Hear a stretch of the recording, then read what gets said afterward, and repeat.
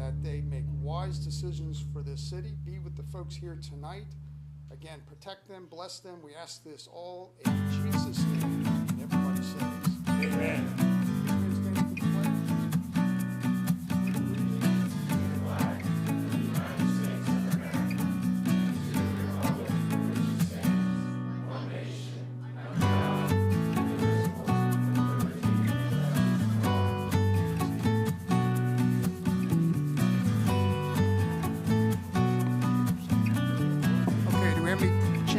Tonight's agenda. No, sir, we do not. Okay, you all received the minutes from our last meeting. If there are no questions or comments, I'll accept the motion to receive those minutes. So moved. We have a motion from Councilman McCoy. Is there a second? I second the motion. Councilman Bradley seconds. All those in favor say aye. Aye. Those opposed?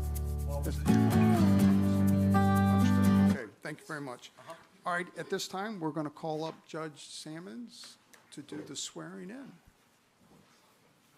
I believe Councilman McCoy is up first.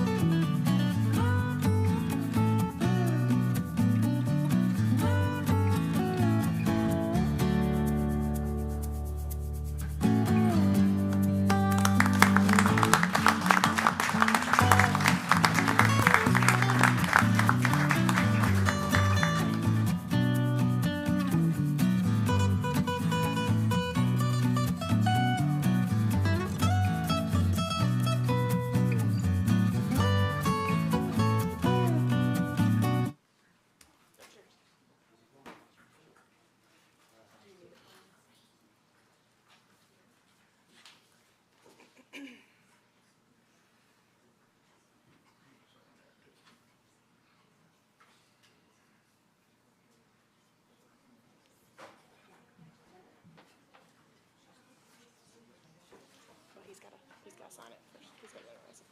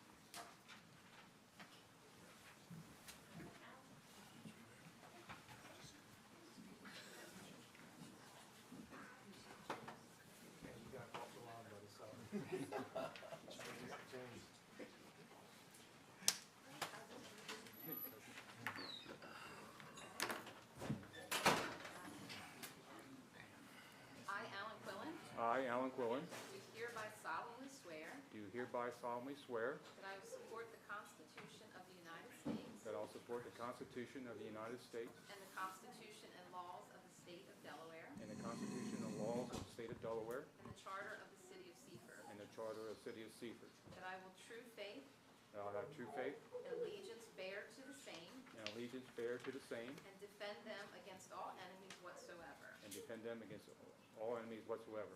and that I will faithfully and impartially discharge And I will faithfully and impartially discharge the duties of the office of Councilman of the City of Seaford the duties of office of Councilman in the City of Seaford according to the best of my ability, according to the best of my ability. so help me God. So help me God. Congratulations.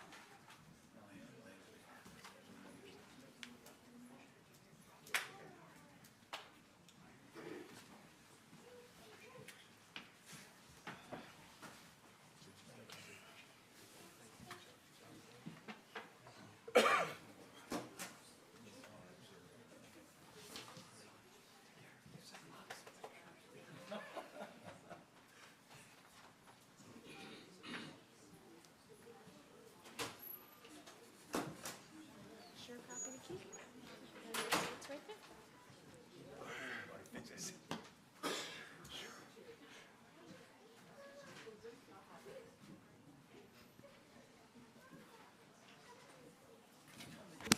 Oh, yeah.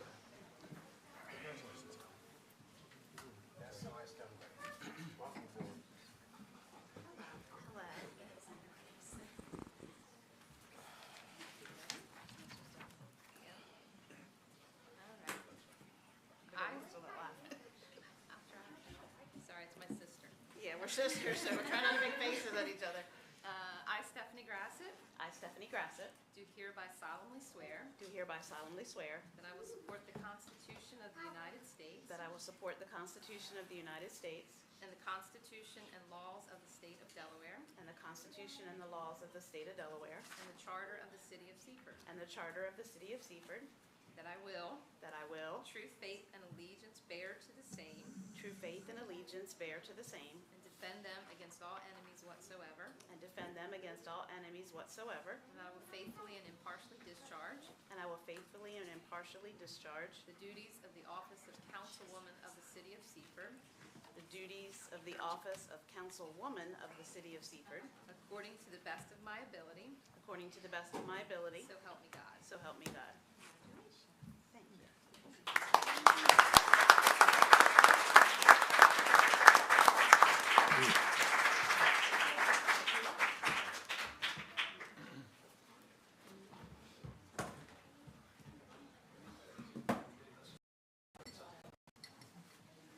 Moving places.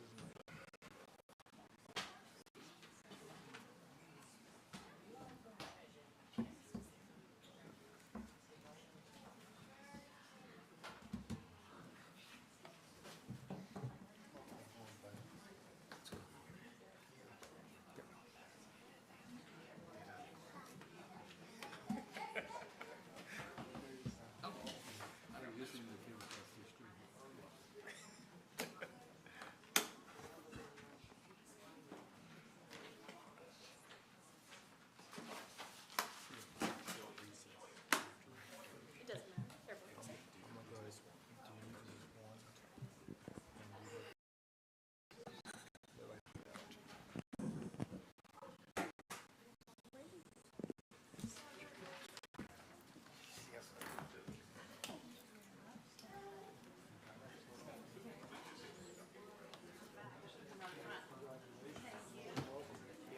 I'll come around the front. There you go.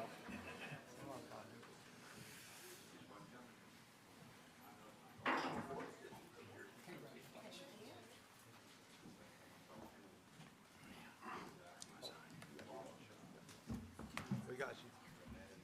We got you. Look at him. Give me kicked out, boss.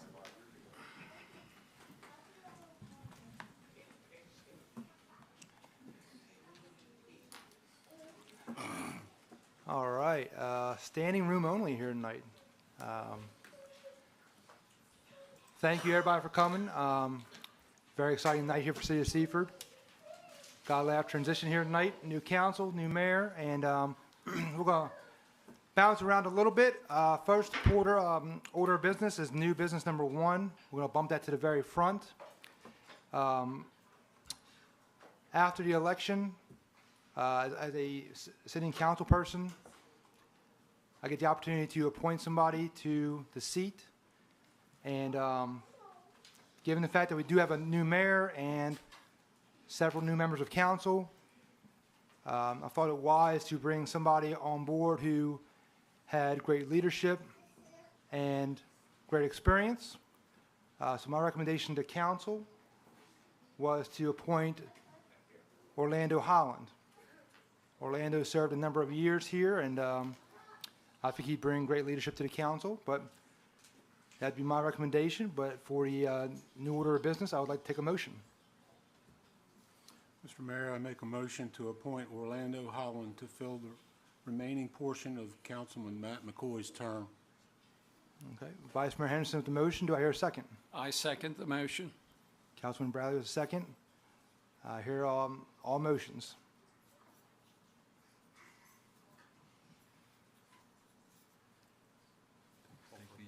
Okay. And now call for a vote. All yeas? Aye. Aye. Aye. Any opposed? It's unanimous. Councilman Holland, welcome back.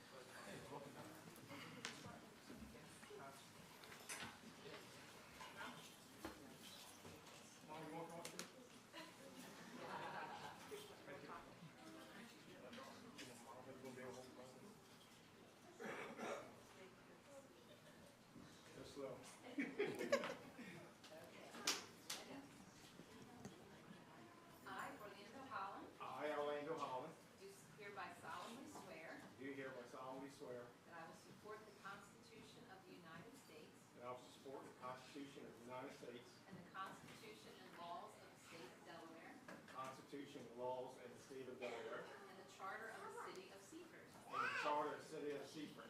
that I will, And I will, true faith and allegiance, true faith and allegiance, bear to the same, bear to the same, and defend them against all enemies whatsoever, and defend them against all enemies whatsoever. and that I will faithfully and impartially discharge And I will faithfully and impartially discharge the duties of the office of Councilman of the City of Seaford, the duties in the office of the Councilman of the office of Seaford, according to the best of my ability, according to the best of my ability, so help me God. so help me God.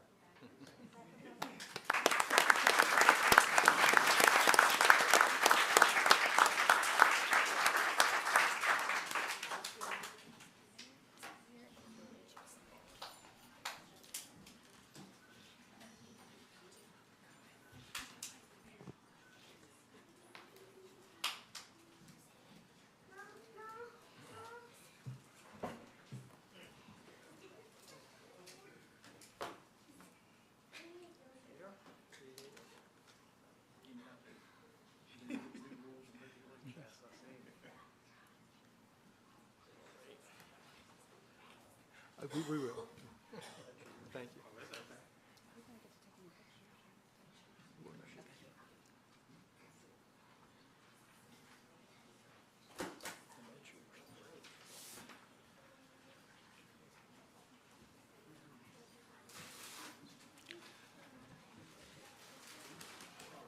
Long time no see, Councilman Holland.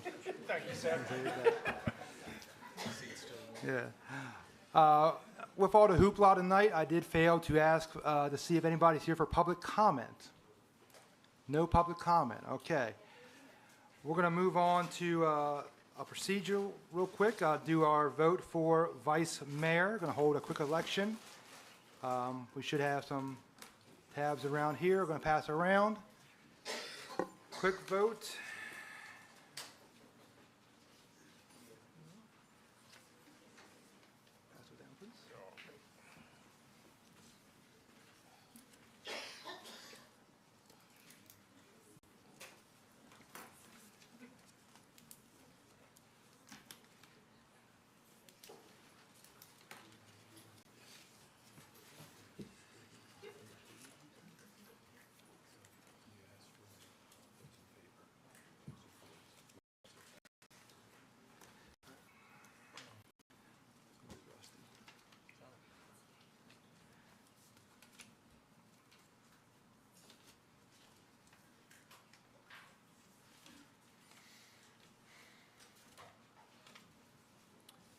Okay.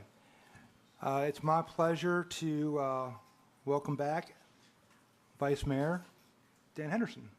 Welcome back. Thank you for serving. Vice Mayor, do you have anything to say on your?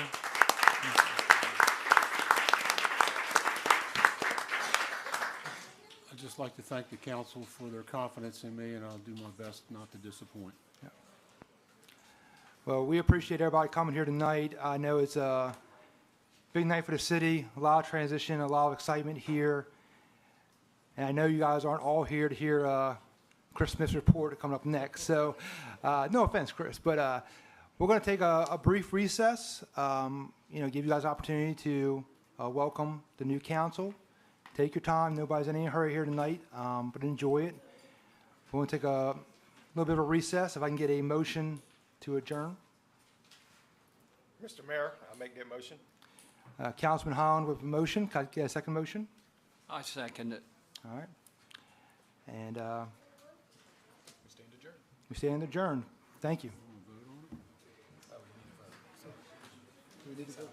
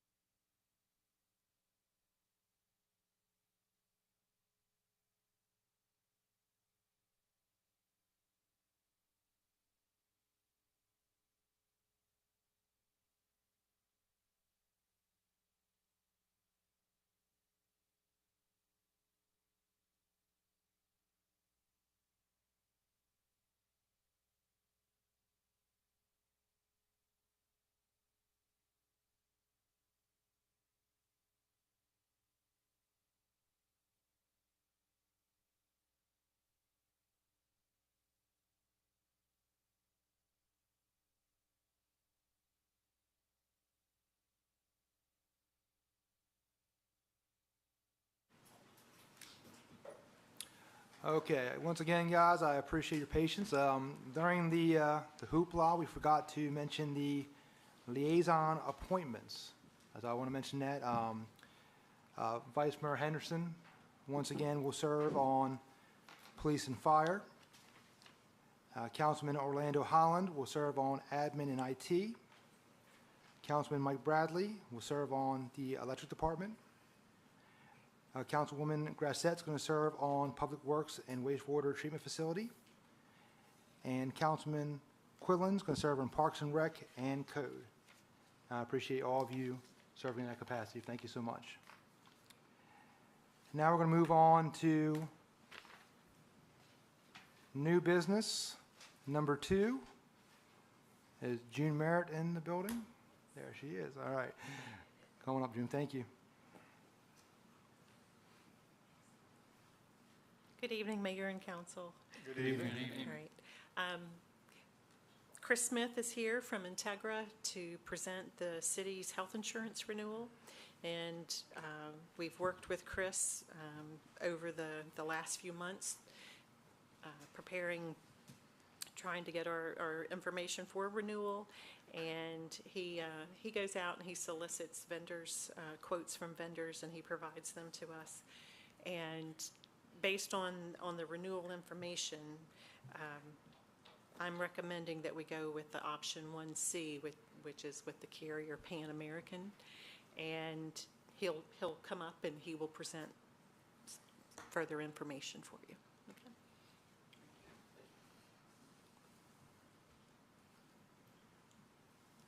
Good evening, Mayor and Council. Congratulations to all of you.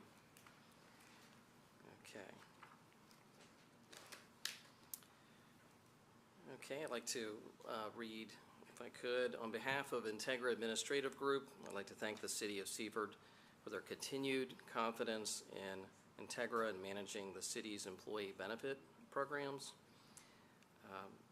In regards to the benefits, trends, and costs, the benefits in our review include medical, prescription, dental, vision, hearing, and life insurance. Integra utilizes a variety of service partners to provide enhanced members' value and manage benefit costs. These services include wellness, telemedicine, zero copay generic prescriptions, specialty prescription copay assistance, and chronic health care management. And just a little history here, the city's blended 4-year costs compared to projections prior to this current plan year is 4.3%. The Siegel Trend Survey 4-year blended projections was 6.4%. The city's 2023 benefit plan year cost in the first 10 months of this current year is 1.3% over our projections or budget and 21.9% below maximum. Integra requested quotes from 9 insurance carriers rated A or better by the AM Best rating agency. And we are presenting or have presented the top 2 insurance carrier proposals for consideration, which were Swiss Reinsurance Company, that's A+, and Pan American Life Insurance Company, rated A. Based upon the renewal meeting with the city and subsequent correspondence and negotiations, the recommendation for the 2024-2025 benefit plan year is to accept the Pan American proposal, option 1C, with a projected increase of 6.7% and a projected maximum decrease of 2.26%. Based upon a few points I'd like to make in regards to those recommendations, Pan American Life Insurance Company has a 10-year history and relationship with Integra. It has an aggregating specific reduction in premium of $10,256 for $10,000 in possible claims, and this is a better than a 1-for-1 premium to risk ratio. The annualized renewal fixed cost reduction of $31,800 compared to the current benefit plan year, and the incumbent's fixed cost offer was $51,000 higher than the current plan year. There's also a reduction in the maximum cost of 2.2% compared to an increase from the incumbent carrier of 14.5%. The proposed projections of 6.7% are in line with the Siegel's inflation trend for 2024 at 6.8%. We are also recommending changing the pharmacy PBM to MedTipster. This will allow for better prescription discounts and member copay savings. We are not recommending any changes to the medical, prescription, dental, vision, or hearing benefits at this time. In regards to the change to MedTipster and that recommendation, due to the annualized increase in prescription trend costs, the recommendation is to utilize a new prescription benefit manager named MedTipster. The PBM change will allow for better discounts at the pharmacy for the members and the expanded use of manufacturing coupons, which will lower the cost of expensive specialty pharmacy prescriptions by up to 75%. The MedTipster projected annualized savings of $19,400 are included in the renewal projections. In regards to the retiree benefits, those are with the Hartford Group Insurance Trust. The renewal date for the retiree program is January 1 of 2024. For the current 2024 plan year, the renewal increase was 2%. The 2024 retiree monthly member rates are $560.53, and retiree dental and vision benefits are administered by Integra at a dental rate of $36.28 and $15.67 for vision. The life insurance is through Sun Life, and the current rates are under a 2-year agreement and are firm until 9/1 of 2025. There are some additional points and programs that we include and make available to the employees, and so we can look over those if you'd like, or if not, then that's the end of what I have to say for now. Any questions? Any questions from council?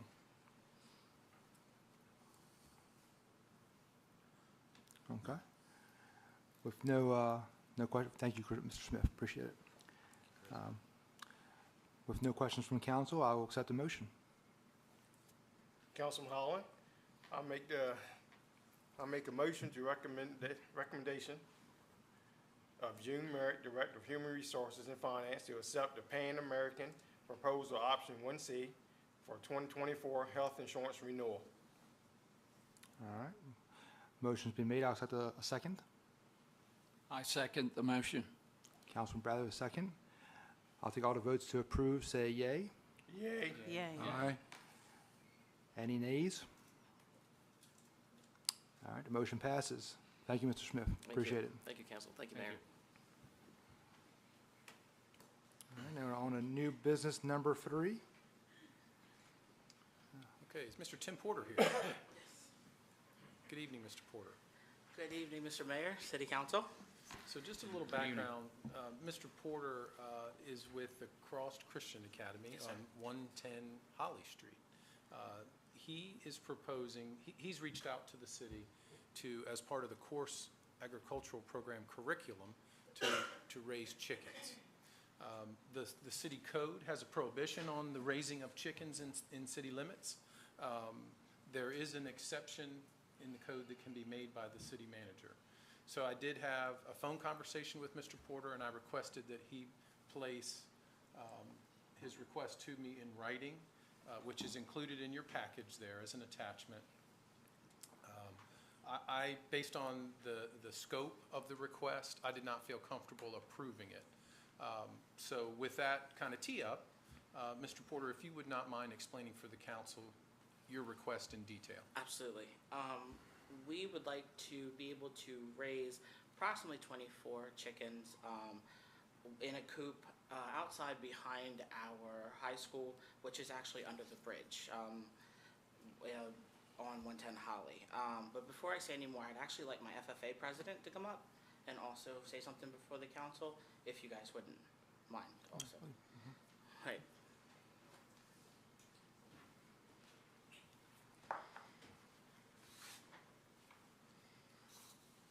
Good afternoon. My name is Amanda Geyer, and I'm president of the Cross Christian Academy's FFA program. And with me, I have our vice president, Jonathan Dean. Ladies and gentlemen and esteemed members of the Seaford City Council, as president of the Cross Christian Academy's FFA program, I stand before you today to advocate for the right of our school to house chickens on our premises. I urge you to hear our case for the importance of allowing us to have these animals. At the Cross Christian Academy, we believe in instilling values of responsibility, honor, and compassion in our fellow students and FFA members. By having chickens on our campus, we provide a hands-on opportunity for our fellow students to learn about agriculture, animal husbandry, sustainable living practices, and many opportunities FFA presents. With my experiences in FFA, I learned the many values that the poultry industry instills in young minds.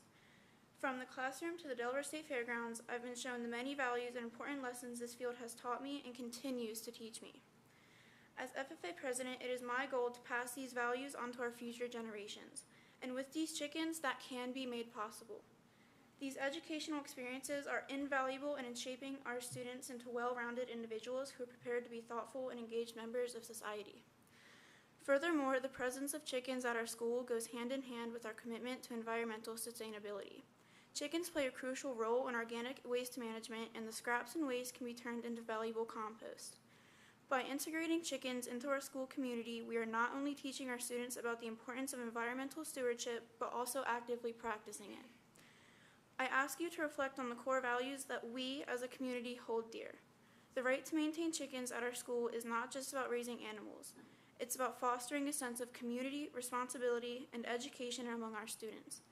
Denying us this opportunity would be a disservice to the young minds that we strive to nurture and empower. I implore you to help support the Cross Christian Academy in our endeavor to keep chickens on our campus. Let us embrace this unique educational opportunity and demonstrate our unwavering commitment to the holistic development of our students. Together, we can create a learning environment that is not only enriching and educational, but also reflective of our shared values and beliefs. Thank you for your attention and consideration. Thank you. Does council have any questions for Mr. Porter?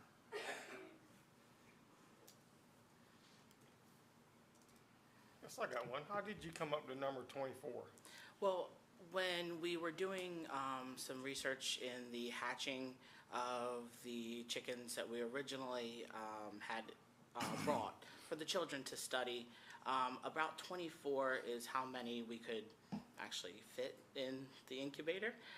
So we were trying to actually move from egg to allow them to study from chick all the way through adulthood, and then of course the egg production side of it. But that was how we kind of went with that number for the students themselves to be able to study. I have a question. I'm being devil's advocate here a little Absolutely. bit. Okay. I know of a constituent here in town that has been refused having a chicken at her residence. If we grant this to you, how do we deal with other people in the city that want to do the same thing? Because once you open the door, you have to be inclusive to everyone. Well, I would say the inclusiveness would come in the educational side of things, not just in the residential side of things. As a educational facility, that would help our children and foster our children to be able to study agriculture, which of course, and poultry, which is the first and second industry in the state. And it allows us to continue to grow, the children's minds when it comes to it. As I'm not asking as a resident, as a school. And I agree with actually all schools being able to have that ability to come before you guys and ask that same question that we're asking today. So on kind of to answer your question, as a school, we would like to ask, not as a resident. And so I think that would give some ground to be able to say educational purpose compared to raising just for poultry, chicken, just because I want to. So, I have a question. I was in the agriculture business for 45 years, so I'm very passionate towards agriculture myself. And very nice presentation you did there, ma'am. I really do appreciate that. But I'm kind of like asking a question here off of Councilman Bradley here. Yes, we grant you this, okay? Yes. Now Seaford School District is going to come to us. Also, Montessori School come to us. Boys and Girls Club has an ag program. They'll want some. Request to, and then maybe possibly the downtown Seaford Garden will put house chickens down here too as well. So, you know, I don't know how broad we go with this. If we grant you, how far do we have to go to grant other programs inside the city limits here too as well? So I guess I do have another question for you. What are you planning on doing with the chickens down the road? Well, we were planning on just allowing the children to continue to study them, which in turn would go with the egg production side of things, to be able to study their growth and their development, and also to allow the children to be able to have brain breaks and different moments to be able to come into the coop to be able to work with the chickens themselves. We've noticed that a lot of the ADD and ADHD students have also benefited from the chicks and other animals being brought to the school. So in the same token, we were going to work with a guidance counselor, who I have with me also, to work with the children who have those type of diagnoses. When it comes to the other educational side of it, I mean, I'm more than willing to work with you guys and the city council in order to help make some sort of permit or something of that nature that allows educational side to be able to have the chickens and the poultry. One more question for you, sorry. Do you have any possibility of off-site location? Not at this time. No, we don't. I'm sorry. As a small school, we don't have that. I just have one question. As far as expansion, I mean, once you get the chickens, do you then want to have goats, and then you want to have? So actually, parents, of course, are lovely, and they try to present many different things to us. Chickens were the main ones that we have seen with the children, and of course, like I said, the diagnosis side of the ADD, ADHD children, they have actually kind of flourished with being able to go and hold one, take a moment to reflect, sit down for a moment, and then come back to the classroom and grow the learning. We have not gone any farther with that. Chickens is kind of where we would like to draw our line. Okay. Due to the fact also that we don't have the capability to have really anything more at the site. But the coop itself would be feasible. Vice Mayor. Thank you for your presentation. Do you have any examples of successful poultry programs in suburban areas? I would actually like to ask my advisor to come up with me also, because this is Pastor James Scott. He's our ag advisor at the school. Acting as technical advisor, thank you, Mr. Mayor and members of the council, for the opportunity. There are a number of schools that have. I do believe Laurel has, Milford has, William Penn, upstate. There are many jurisdictions that have granted this permission within the same code structures that Seaford would have, or at least parallel type structures. So yes, it does work. And to address a couple of things that Mr. Tim started with, Mr. Porter started with, there will be no roosters. So that is off the table. It is unnecessary for life cycle or anything else. The location of a coop and run will be away from street view. It will be located behind the high school, which will mean about the only place it will be visible is if you stand on the top of the Stein Highway overpass and look down. We will endeavor to be as discreet as possible. And to further answer the question about the 24 birds, once you hit 25 or more, the Department of Ag does become a little bit concerned about concentration and other things, since poultry is the major industry here on the peninsula. In addition, if you order chicks from a hatchery, baby chicks are not able to regulate their heat for the first couple weeks. Therefore, they're shipped by U.S. mail, and you have to have a certain number in order to ensure livability and to be good stewards of that. Usually somewhere that's between 18 and 20, give or take, to be safe. The other thing is, we're not proposing to have, at all times, 24 birds. There will be some adult birds, and if we have birds that actually sit on a nest, sometimes we may have baby chicks that are part of that. So we're not talking about having constantly 24 birds. It is just to allow a buffer that is reasonable, an accommodation that allows us to be able to have a certain number of chicks at any time, plus an adult group of birds, probably in the neighborhood of 8 to 12 would be about the extent of it. You run into coop size issues, manageability issues, but we also have to have at least a minimum number for it to be a meaningful experience for the students. And I should say as well, agriculture, in addition to labor statistics outlook, is a growth area, a major growth area. Having worked with what used to be DPI, now the Delmarva Chicken Association, on their scholarship committees, one of the things we hear from the poultry industry again and again is a lack of qualified candidates or people who are willing to study in that field.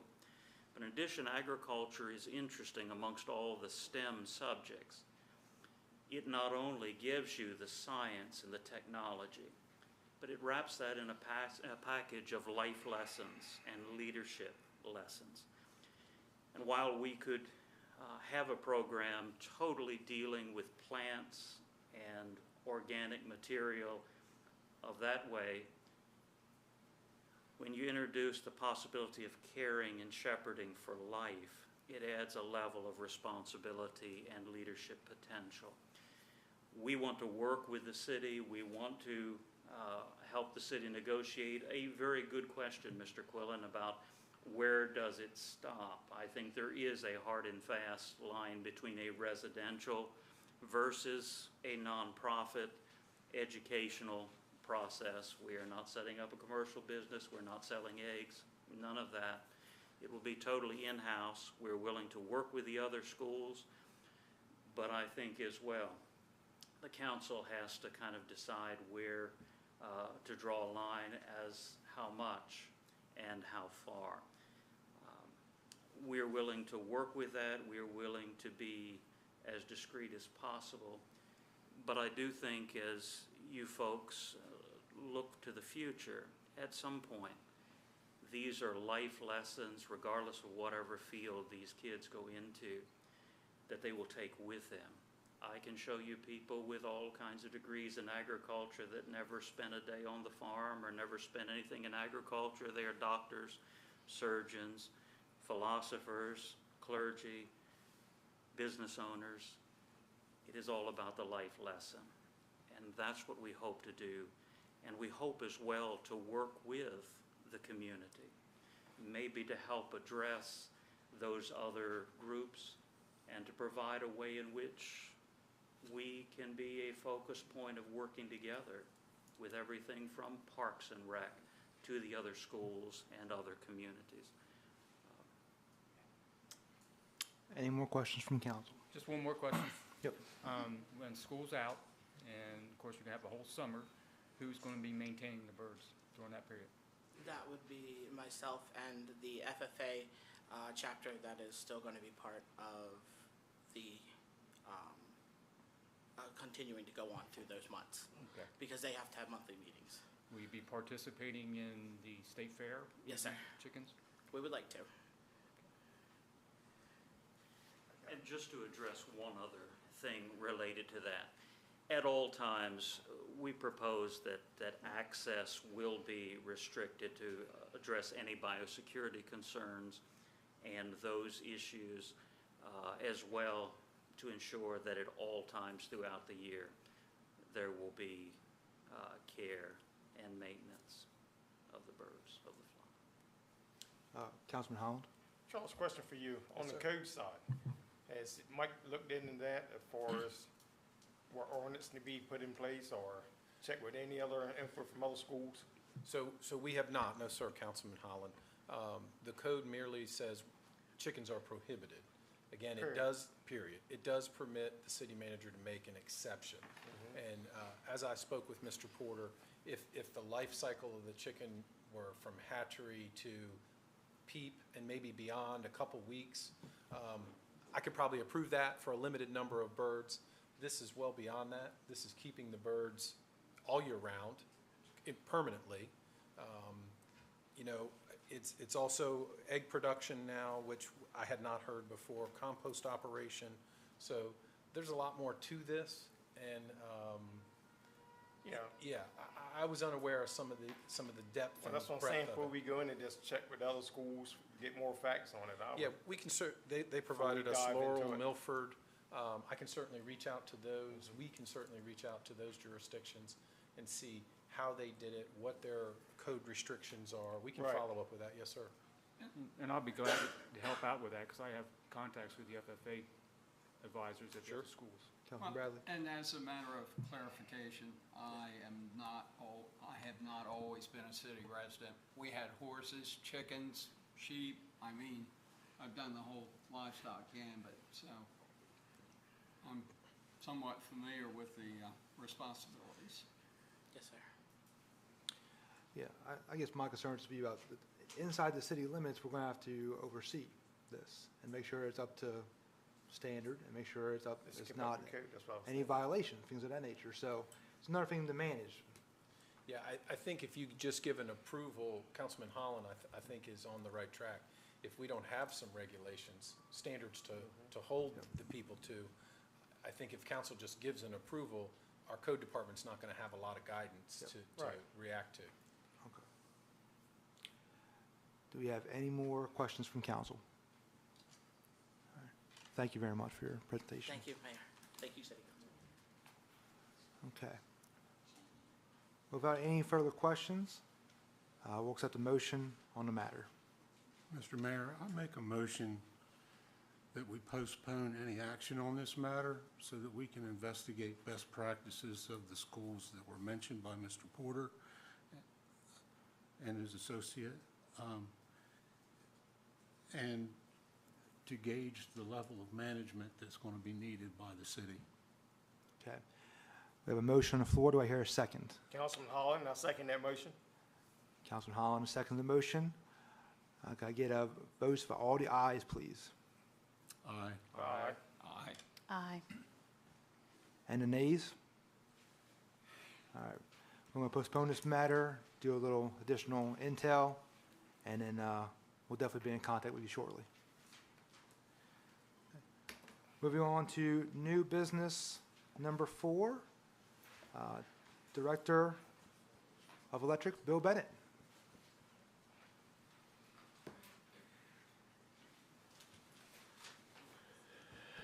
Good evening, Mayor and Council, City Manager. Evening. Congratulations to the new people sitting up here. I'm before you tonight to ask if it would be okay to go out and publish for bid the specifications for 5 pad mount switch cabinets. They are in the proposed FY25 budget, but the last ones I ordered were 42-week delivery.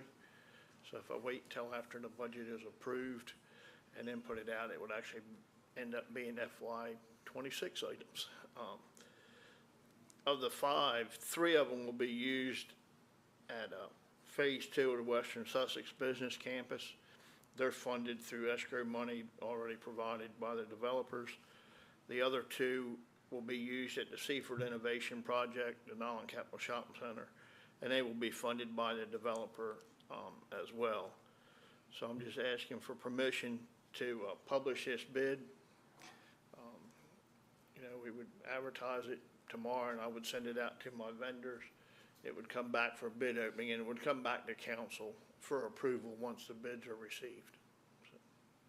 Okay. Do you have any questions for Director of Electric, Bill Bennett? Vice Mayor. Thank you, Mr. Mayor. Do you anticipate the need for any others? Not at this time. I don't know of anything else coming. I mean, projects don't usually spring up in 42 weeks. They usually get talked about, but have these historically always been custom orders? Did you have any in stock ever? We have some in stock. A PMH 12, we don't have any in stock. I have one already on order. That's one of the ones for the Seaford Innovation Project. So that would leave me one, in stock. We try to keep a PMH 9 is the one we use the most of. That's where you have a feed in, a feed out, and then you can feed 2 transformers off of it on separate fuses. But, we've used a couple, and we have some in inventory. I don't have any PMH 12s, and I think I only have one PMH 11 and 9. So,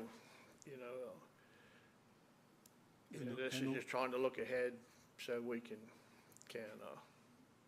Maybe I'm missing something, but which are the ones that you want to order? The 9s or the 12s? I don't have the bid package with me. The 3 for the Western Sussex Business Campus are 9s. Mm-hmm. One of the ones for the Seaford Innovation Project is a 9, PMH 9, and the other one for the Seaford Innovation Center is a PMH 12. One more question. Were any of these numbers included in your proposed 25 budget? Yes, all of these were in the 25 budget. Okay. I'm just asking to. That makes it clear to me that we're not. Yeah, you're not adding to the budget. Tens and tens of thousands of dollars. June left, but she's probably listening. She wouldn't let me.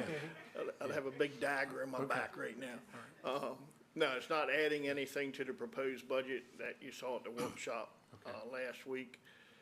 It's just asking to get it out on the, a month and a half head start. Thank you very much. Any additional questions for Director of Electric, Bill Bennett? Okay. Thank you, sir. Thanks. All right, I'll set the motion. Okay. I make a motion to approve the request of the Director of Electric, Bill Bennett, to place an order for pad-mounted switchgear electrical equipment to be received in the fiscal year 25 budget. All right, we have a motion on the table. Do we have a second? Mr. Mayor, I second that motion. Councilman Holland, second. I'll take all the votes to approve. And a yay? Yay. Yay. Hey. And anybody vote to decline? Okay, passed unanimously. Thank you, Mr. Bennett. Thank you for your Appreciate it. support. All right, we'll move on to new business number 5. I believe Katie Hickey is in the house. Come on down. Good evening, everybody. Good evening. So we received 5 bids for the sports complex sidewalk extension. And just to be clear, this extension is for North Market Street extended, would begin where in front of the Seaford house where their sidewalk ends and extend to the opening of where you enter the sports complex. This is a phasing project that was approved in the FY24 budget. And I would like to recommend that we go with the low bidder AJT Homes LLC. We have never used them before, but I did receive a good reference from them from another municipality. Okay. Do we have any questions for Director Hickey? Okay, pretty straightforward. Take a motion. Mr. Mayor, I'd like to make a motion to award the bid of the sports complex sidewalk extension to AJT Homes LLC in the amount of $25,400 as presented. Okay, we have a motion on the table. Do I hear a second? I second the motion. Councilman Bradley seconds. All right. Take a vote to approve. Say aye. Aye. Aye. Do we have any nays? Okay, passed unanimous. Thank you.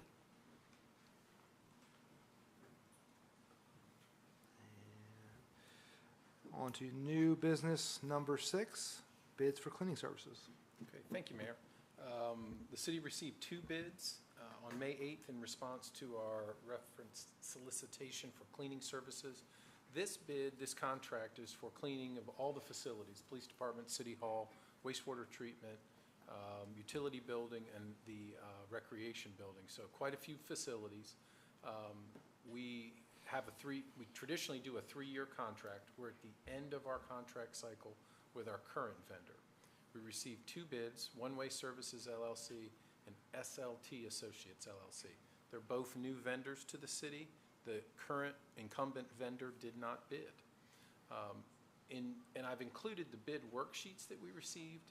So if you go through those, you'll see the bid worksheet submitted by One Way Service. The pricing is not clear. It's handwritten, and I was unable to determine what those numbers were. I did some math and tried to, verify the number, foot it, and it did not add up correctly. So I reached out to the vendor, and she did respond to me, did talk to me on the phone. She verified year number 1 was $86,810, and I questioned, was her intent to fill out the wrong number, because that does not add up, and she didn't have a good answer for that. I said, was it also your intent to put the same number for the following 2 years, year 2 and 3 of the contract? She stated to me that she would have to renegotiate the price in year 2 and year 3 after she came to the facilities and looked at them, because she had not been to any of our facilities. My conversation, review of the bid submitted gave me concern. So I also did some background on the second bidder, SLT and Associates.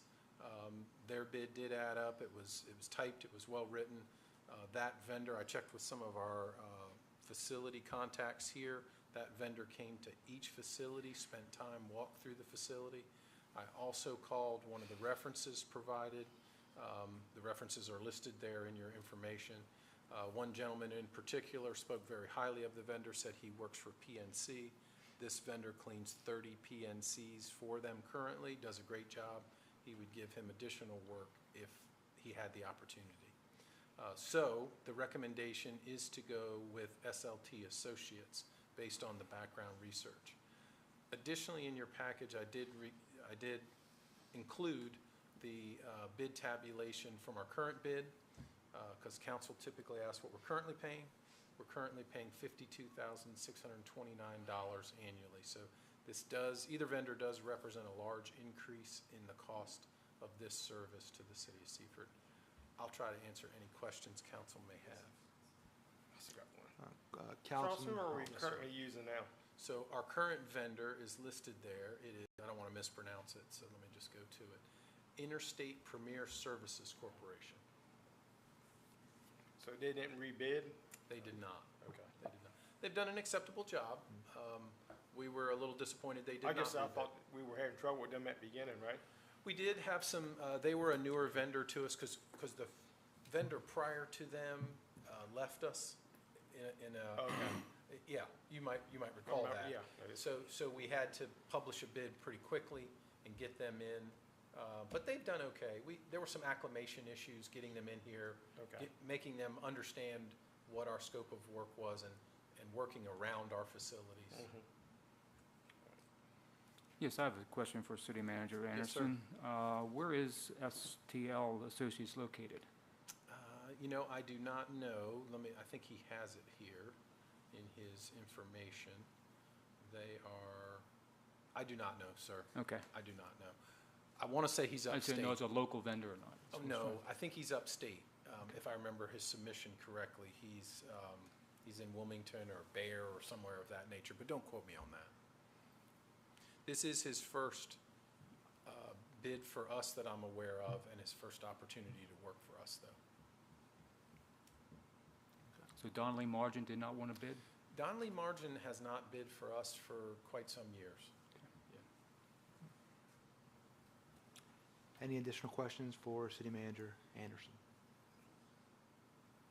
Okay. If no further questions, I'll accept the motion. Mr. Mayor, I make the motion to award the bid of cleaning service to SLT and Associates LLC in the amount of $87,695.92 as presented. We have a motion. Do I have a second? I second it. Councilman Bradley seconds. And votes to approve. Say aye. Aye. Aye. Votes to decline. All right. Approved unanimously. Thank you, City Manager. Moving on to old business number 1. Okay, so our Director of Public Works asked if I would step in for him this evening. He had a commitment with his family. This is the second reading for changes to Section 11.7.1 and 11.7.12D of the Municipal Code to revise the sanitary sewer tap fee and the downstream sewer assessment fee language. The changes are included there. It describes the tap fee. This is a second reading, so the significance of the second reading is that if council has no questions and they decide to approve at the second reading, we would advertise the change for 30 days and then it would become effective. So this language would become effective in the city code. So that's the first one. The second one, well, I'm sorry, I'll review, see if there are any questions. Yeah, so just on old business number 1, are there any questions for City Manager Anderson? Okay, you want to move on to old business number 2? Thank you, sir. So this again is a second reading for changes to Section 14.4.1 of the Municipal Code to revise the language related to water tap fees. So it's very similar. It's the same language. We just do it for water and sewer so that the code tracks and it uses similar language and it lines up. So again, second reading, we'll advertise it if it's approved and it'll become effective 30 days after advertisement. Okay. Are there any questions on old business number 2 for City Manager Anderson? Okay. With no questions, I'll take a motion on old business number 1. Councilman Grassett, I'd like to make a motion to approve the changes to Section 11.7.1 and 11.7.12D of the Municipal Code to revise the sanitary sewer tap fee and downstream sewer assessment fee language as presented. All right, we have a motion. Do I hear a second? Councilman Henderson, I'll second. Okay. Councilman Henderson with the second. All right. Do I have all the votes to approve, say aye. Aye. Aye. All the nays? Voted unanimously, 5-0. Okay. Moving on to old business number 2. Can I have a motion for that one as well? Councilman Grassett, again, I'd like to make a motion to approve the changes to Section 14.4.1 of the Municipal Code to revise the language related to water tap fees as presented. Okay, we have a motion on the floor. Do I hear a second? I second the motion. Councilman Bradley to second. All the votes to approve, say aye. Aye. Aye. To deny? All right, and it passes unanimously. Moving on to old business number 3. All right, so this is approval present for approval changes to the fee and rate schedule that we publish so customers can review that and they have all our fees and rates included in a concise document. So the code changes that were just approved, these are some of the changes to the fee and rate schedule that correspond to that. So specifically page 3 of 6, Mr. Mears talked about this the last time he was here. That increases the price or the cost for our industrial pretreatment ordinance customers. So those are our significant users. They're Orient Chemical, when BASF was here, Brainerd Chemical, Royal Pigment. So there's just a handful. In addition to our customers that we have in the city limits, there are customers in Greenwood and Bridgeville that also fall under this because we provide the sanitary sewer services to those communities through our agreement with Sussex County. So that's some of the detailed changes that are up for consideration, page 3 of 8. And then additionally, page 6 of 8 are specifically, you can see in the red line document there, the downstream sewer assessment fees. And Mr. Mears went through and detailed his proposal to change this from $400 per lift station, start increasing that price, and he's recommending $500 per lift station. So if the drainage shed has more than one lift station, you'll see there it's $1,000 or $1,500 if it has 3 lift stations in the sewer shed. Additionally, he is recommending the addition of the Dolby drainage shed, which is new completely. Since we added that sewer there, the Western Sussex Business Campus drainage shed, as well as the North Ross Gravity Sewer Extension. So all that development to the north in our city, he's gone through, done the calculations, and they would be included in our suite of fees that we would charge development to interconnect. So that's the changes that are proposed for council's consideration. Okay, thank you very much. Do we have any questions for City Manager Anderson? I do. So these are fees that you're paying for the initial connection, that doesn't affect existing customers? So yes and no. So for the downstream sewer assessment, you are correct. Those are one-time connection fees. Or if your business grows and you have more EDUs that you create. The pre-treatment costs that are included here are annual fees that are charged to those industrial users annually. Okay. Okay. Do we have any additional questions for City Manager Anderson? Okay. Without any additional questions, I'll take a motion on old business number 3. Councilman Grassett, I'd like to make a motion to approve the changes to the fee and rate schedule to revise the downstream sewer assessment fees to be effective July 1st, 2024 as presented. Okay, we have a motion on the table. Do I hear a second? Councilman Quillen, I'll second. Okay, I'll second on the motion. Everyone who approves, say aye. Aye. Aye. Anyone to disapprove? All right, it approved unanimously. All right, now we're going to move on to reminder of meetings. Sir, I only have a few. Budget meeting number 2, May 21st. That's next Tuesday, 6 p.m. here in City Hall Council Chambers. Mayor Genshaw's retirement event this Thursday, May 16th at 4 p.m. at the Ross Station Event Center. Friday Night Live is this Friday, May 17th, 5 p.m. So just note a new location. It's on the grass lot behind City Hall this time, not across the street. Citywide Cleanup Week is this week, May 13th through 17th. You should see our crews in your neighborhood soon. Memorial Day ceremony is Monday, May 27th, 11 a.m. in Kiwanis Park. That's all I have, Mayor.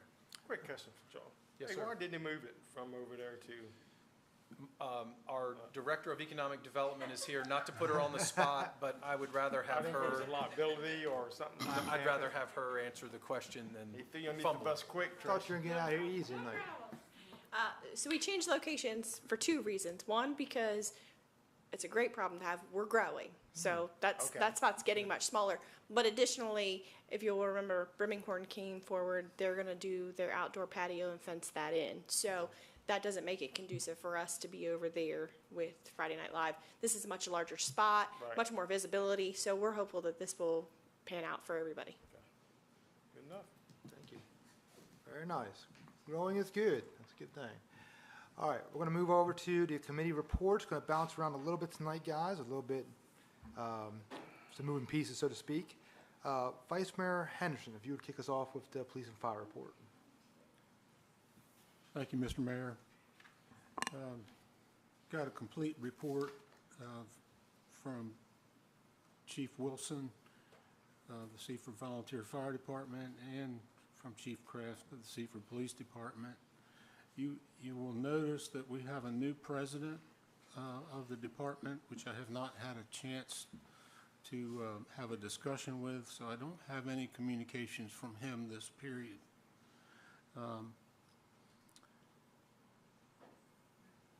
So total department responses in 2024 are 1,947 calls for an average of 14.4 calls per day.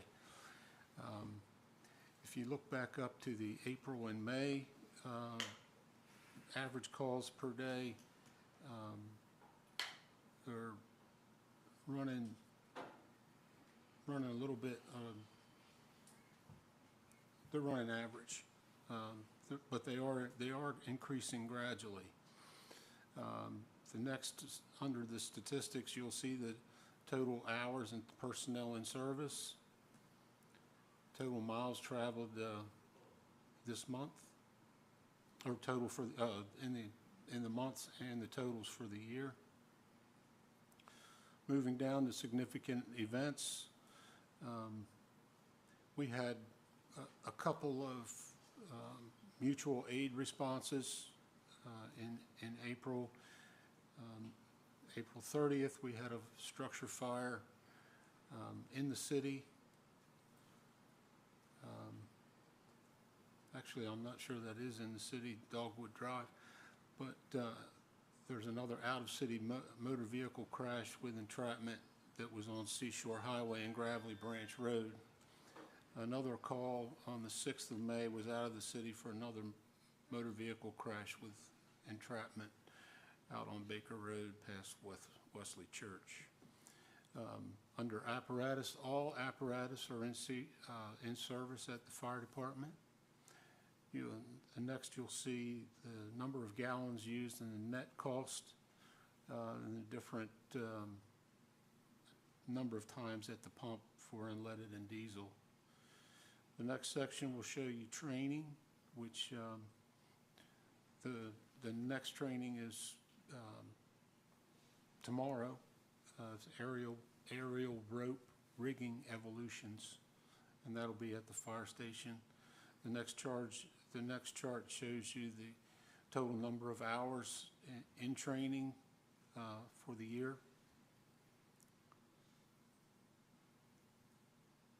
Under EMS, National EMS Week will be celebrated on the week of May 19th to May 24th.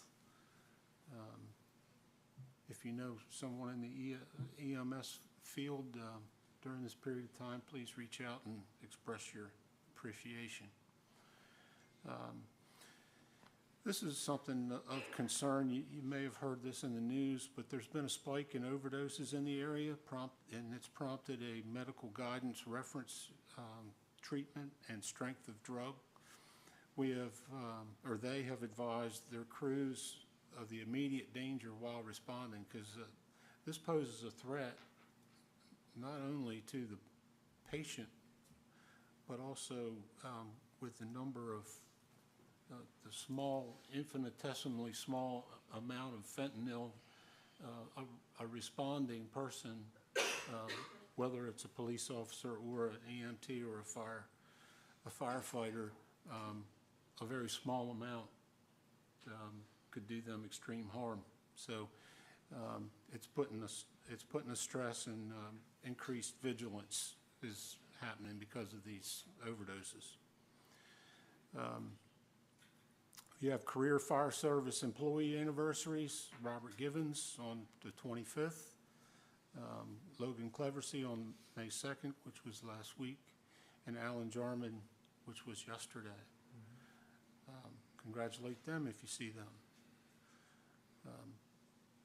As I stated earlier, Marco Beer was elected president to replace President Derek Adams for the remainder of the 2024 term.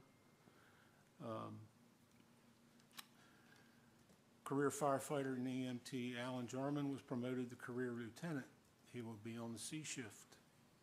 Career firefighter EMT Larry Whaley will be awarded the Sussex County EMS Westside EMT of the Year. He will be presented this award at the EMS banquet on Friday, May 17th in Rehoboth. So if you see him, please congratulate him on his service.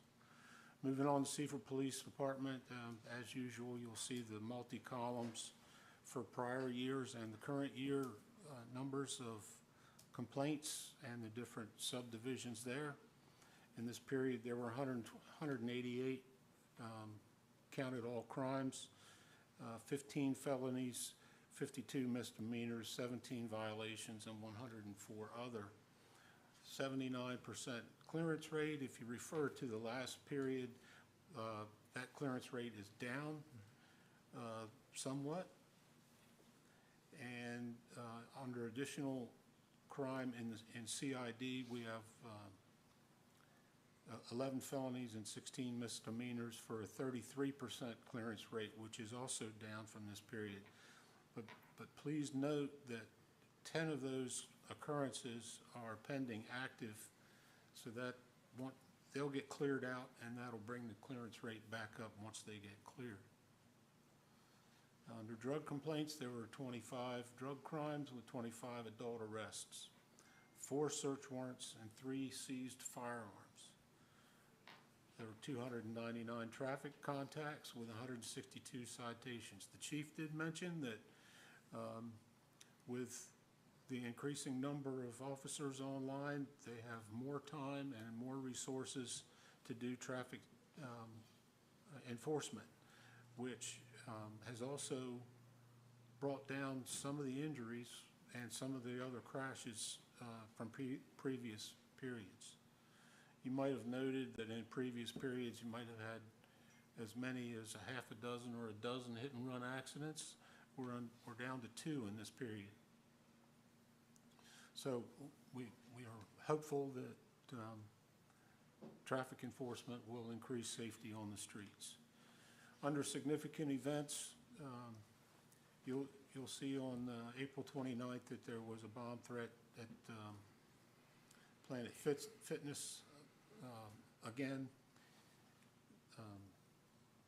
and that is they sent a canine in and they had negative results, but every time that this threat comes in, it has to be fully investigated. So there are other significant events that I'll let you guys go through. The administration was very busy with meetings throughout the community, most notably a Bel Air Homeowners Association meeting here at City Hall, and the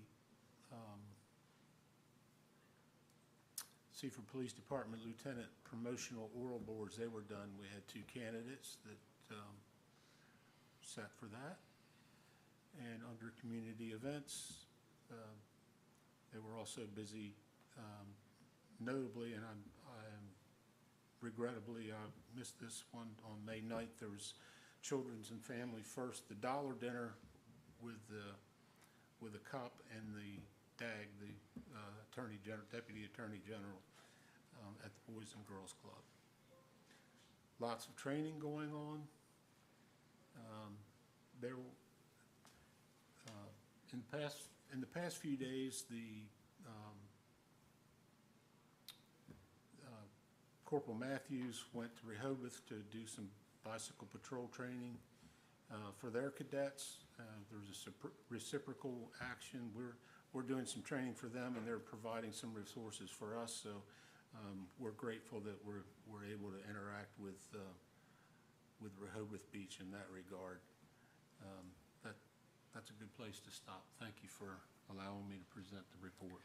Thank you, Vice Mayor, and glad to have you back as Vice Mayor. So, going to move on to Public Works and Wastewater Treatment Facility, and Councilwoman Grasset. So I did have the opportunity to meet in the liaison meeting this week. Lots going on in this department. As you can see from looking at the sides of the streets, it's cleanup week. I'll be throwing things out my attic window tomorrow if you want to drive by Houston. But cleanup week obviously is a big week for the city, so lots being done from that department for that. They also wanted to report that the flushing of fire hydrants have been completed, and those are all back up to speed. They also added replaced a hydrant on Shipley Street, and along with 2 main valves, which I believe was a concern especially of our fire department for the safety of folks in that area. So that is complete. 2 of the water towers, the water tower at the industrial park and at Lowe's, have been cleaned. And they also reported they completed some curb painting as well as some other water service upgrades on North Street. That would conclude my report. Thank you very much. We're going to move on to Administration and IT, and Councilman Holland. Thank you, Mr. Mayor. They're busily working on FY FY 2025 budget with assistance of directors and supervisors. And the meeting was held with Bel Air residents concerning parking and the gate, and opening bids for the sports complex sidewalks and facility cleaning are in process. And they're having interviews for the city clerk has begun, and attended various other meetings and events, and all the work is routine, Mr. Mayor. And that concludes my report. Thank you, Mr. Holland. We're going to move on to electric and Councilman Bradley. First of all, I want to congratulate the mayor and fellow council members. Thank you. I am real excited about my counterparts because now I'm no longer considered a newbie. Okay? So moving on to the electric report. There has been a secondary conduit dug at Bel Air Phase 2, tested the demo radios, and I'm assuming they're working out well. I know they're a lot less expensive than the ones for the police department, so there'll be a savings, but you also have to be concerned about the safety aspect.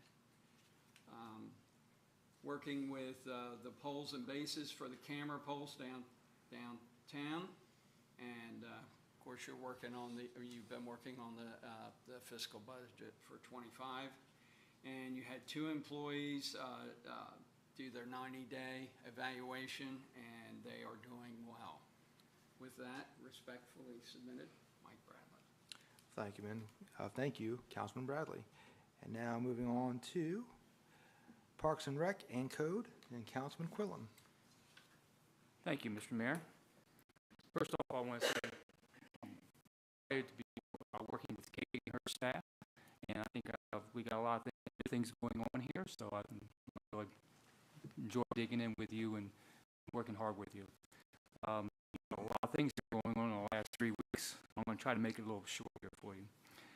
Replacement of the irrigation on downtown on High Streets continued. And also they have ordered a part to repair the float on the Gateway Fountain to prevent it from leaking. Mulch has been spread at Srotness Park and prepped fields for leagues and weekend tournaments. Weeks 3, 4, and 5 have been completed for the youth soccer program, and it sounds like we're going to have some championship games coming up. That's great. That's something new this year, and then trophies have been ordered. And have you received them yet? Nope. Okay. All right. Also, for the men's softball league, weeks 2, 3, and 4 have been completed. And also, looks like you've hired a new part-time seasonal position, Carson Hastings, which is a fine young man. And I think you'll be a good addition to the program. Also, you met with the Little League to review with the visions of installing a playground at the Williams-Pond Park. And got Kiwanis Fountain up and running and replaced the float into Gateway Fountain. Now it's up and running and going to as well. Looks like we're going to do the youth pickleball clinic again this year, and that's a very fine program. It's be the 3rd year, if I recall correctly, right? So registration is open on that right now, and advertising has gone out for that. Held Riverfest meeting on May 2nd to discuss Friday Night Live event and float-in updates. Also attended the FY25 budget workshop last week, and working on preparations for upcoming Riverfest tribute on 7/12 and 7/13 with Seaford tomorrow. Met with the Seaford Community Garden to discuss their ideas for upcoming events. And that concludes my report. Thank you, Councilman Quillen. Before we call tonight, I want to give a lot of thanks to a lot of people tonight. It's always a good sign when we're pulling out the other chairs. It means the room is filled, and that's a really good sign. I took tonight as the amount of people in this room was a reflection of those elected, for sure, but ultimately, I also think it's a reflection of the direction of the city. I feel that the city's going in a really positive direction, and that that direction started long ago with previous council, previous mayors, really did a lot of work and set the groundwork for future success of this city. So we should be very thankful for those who sat in these seats before us. To Mayor David Genshaw, to Councilman James King, I want to thank them for their service. It takes a lot to do this. A lot of people, if you're not aware, it takes a lot of effort and it takes a lot of energy. And I'm really appreciative of them for the years. To City Manager Anderson and your team. It takes a lot of work. You guys have been here all day. We had a meeting at 5:30. It's 8:30 at night. It's an all-day event. And I'm drawing out even longer, but rightfully so. You guys do deserve a lot of kudos from the election on forward, getting newly elected up to speed. A lot of hand-holding behind the scenes and helping us out, and we are very, very appreciative for everything you guys do and your team. And Trish, everything you do to get us looking somewhat good here tonight. Really appreciate you. And to the elected body up here, I've said it throughout the last few weeks and months, the people sitting here, in my opinion, are the ones who have really put forth the effort, got out in the community, have worked diligently, taking time away from your families to devote to this city and benefiting this city. Very thankful for all of you for what you've done. Vice Mayor being able to step up again as Vice Mayor. Orlando being willing to come back once again.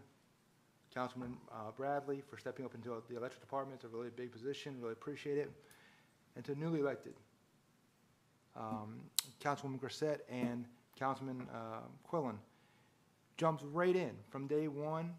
Didn't hesitate. I told them behind the scenes, you don't have to do very much tonight. Just kind of get your feet wet. And they said, no, we're going to get into this, and we're going to go. And you guys have done it from the very beginning. So very thankful for all of you and for everybody here in the city. And that's it.